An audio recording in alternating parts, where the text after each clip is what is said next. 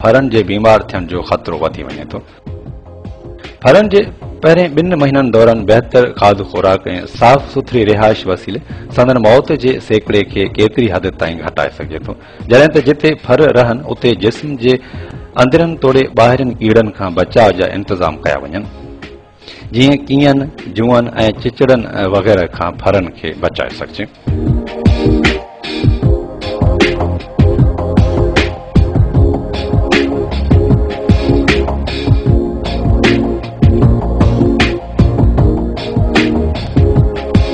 फरनि जी खुराक।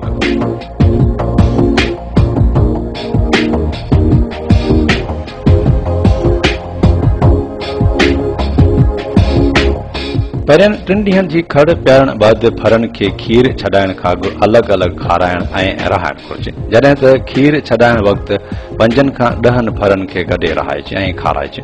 उन्हनि जे साए गाह तोड़े साफ़ पाणीअ ताईं जॾहिं वणेनि तॾहिं रसाई खे यकीनी बनाइण घुरिजे।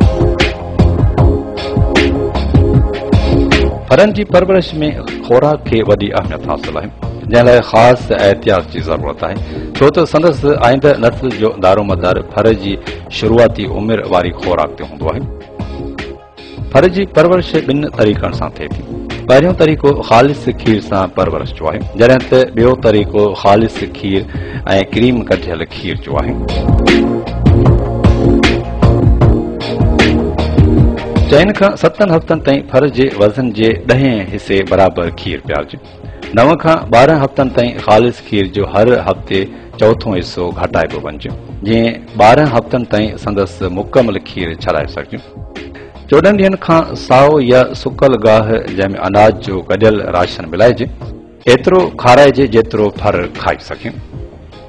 हूं त मेह तोड़े गऊं मां खीर लाहिण लाइ फर खे ॾोहाई खां अॻु फर वसीले धाराइण माओ तोड़े फर ॿिन्ही लाइ फ़ाइदेमंद आहे, छो त जॾहिं फर माओ खे धाए थो त संदसि खीर पंहिंजो पाण थाणनि में लही अचे थो, जंहिं करे ऑक्सीटोसिन जे इस्तेमाल खां बि बची सघे थो ऐं फरनि जी सिहत ते बि हाकारी असर पवनि था।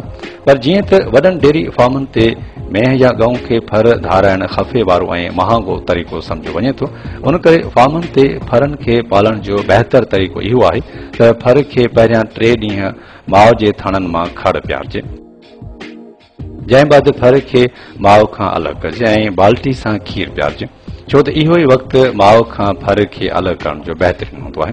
उन बैदि जेकॾहिं फर खे अलॻि न कयो वियो त न मेह फर खां सवाइ खीर लाहींदी ऐं न फर बाल्टीअ में खीर पीअंदो।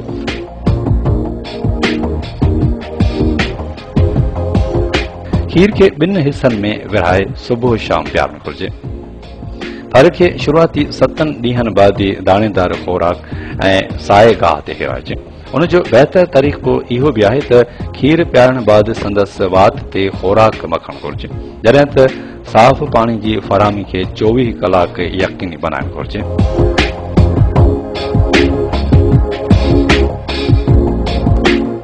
फरनि खे गाह कचे फर्श ते न ॾिजे, जो उन सां खेनि मिटी चटण जी आदत पवंदी ऐं गोल कीअं संदन पेट में दाख़िल थी वेंदा।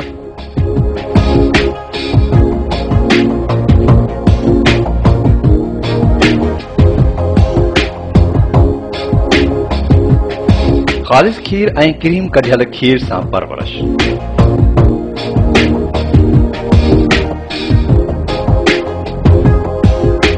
फर खे 4 ॾींहनि खां 4 हफ़्तनि ताईं ख़ालिस खीर संदन वज़न जे 10 हिसे बराबर ॾिजे।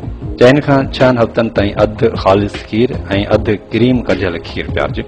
6 खां 8 हफ़्तनि ताईं फर जे वज़न आहार ख़ालिस खीर 1 हिसो ऐं क्रीम निकितल खीर 3 हिसा पियारिजे, जॾहिं त 8 खां 12 हफ़्तनि ताईं खीर घणो हिसो क्रीम कढियल खीर जो पियारिजे।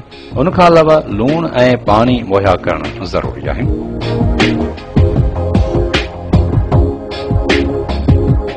फरनि जी मुतबादिल खुराक। जदीद दुनिया में अहिड़े सुकल खुराक तयारु कई वञे थी जंहिं वसीले फरनि जी परवरिश करे सघिजे थी ऐं खीर बि बचाए सघे थो। इहा खुराक हाणे सिंध अंदरि बि इस्तेमालु करे फरनि खे पालियो वञे थो। अचो त उन खुराक खे खीर जहिड़ो ठाहिण ऐं फरनि खे पियारण जो तरीक़ेकार ॾिसी वठूं।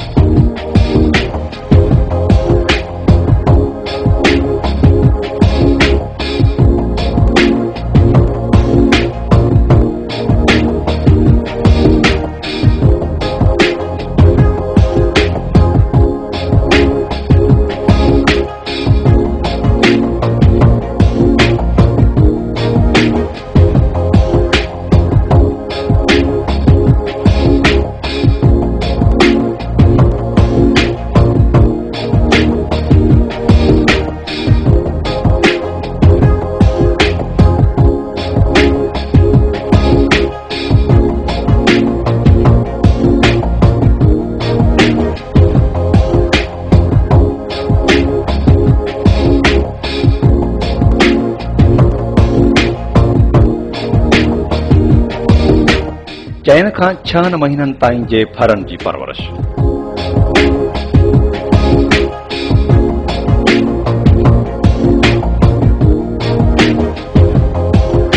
3 महीननि खां 6 महीननि ताईं जे उन्हनि फरनि जिन खे अलॻि रखियो वियो हो उन्हनि खे अहिड़नि जानवरनि जे वथाण ते बि आणे सघिजे थो जिते 50 जानवरनि ताईं जो वथाण हुजे ऐं सभई गॾु खाईंदा ऐं पीअंदा हुजनि। उन्हनि खे 15 खां 18% प्रोटीन मिलियल मयारी राशन ऐं साओ गाह ॾियणु घुर्जे, जॾहिं त उन उमिरि में लूसण ऐं बरसीन जो मिक़दार बि अहमियत रखे थो। 100 किलो वज़न जे हिसाब सां अधु किलो राशन खेनि ॿी खुराक सां ॾियणु उन्हनि लाइ बहितर थींदो। इन ॻाल्हि जो बि ख़्यालु रखणु घुर्जे त उमिरि जे उन हिसे में संदन वज़न हद खां वधी न वञे, जॾहिं त मुख़्तलिफ़ बीमारियुनि खां बचाव लाइ टुका बि डॉक्टर जी हिदायत मूजिबि लॻाइणु घुर्जनि।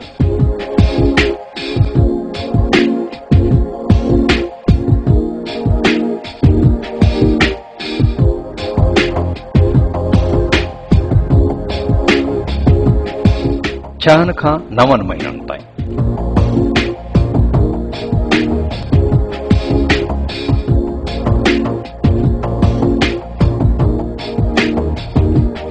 इन उमिरि में बि खेनि उहो ई खाधो खाराइणु घुर्जे जेको 4 खां 6 महीननि लाइ ॿुधायो वियो आहे। रुगो उन में प्रोटीन जो मिक़दार 12 खां 13% ताईं रखिजे, जॾहिं त साओ गाह ॾियण बजाए चारो खाराइण लाइ बि खेनि छॾे सघिजे थो। रिहाइश लाइ बि साॻियो बंदोबस्तु हुअणु घुर्जे।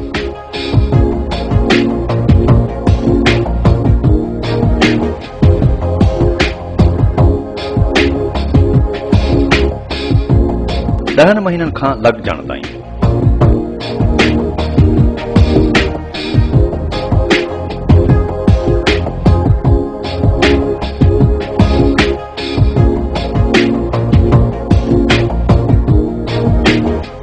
ॾहनि महीननि ताईं पाॾा तोड़े पाॾियूं मुनासिब वाध करे वञनि थियूं, जंहिं करे उन्हनि खे रुगो मुनासिब गाह ते पाले सघे थो, जॾहिं त गाह जी खोट वारनि ॾींहनि में रोज़ानो तक़रीबन 2 खां 3 किलोग्राम राशन ॾियणु घुर्जे, जेको उन वक़्तु गाह जे मयार ऐं मिक़दार ते मदार रखे थो।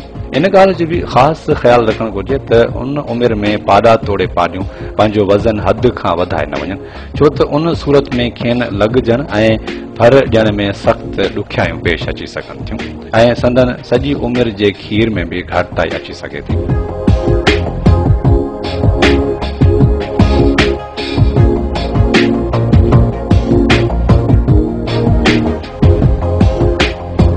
गौनि ऐं मेहनि जी बलूगत।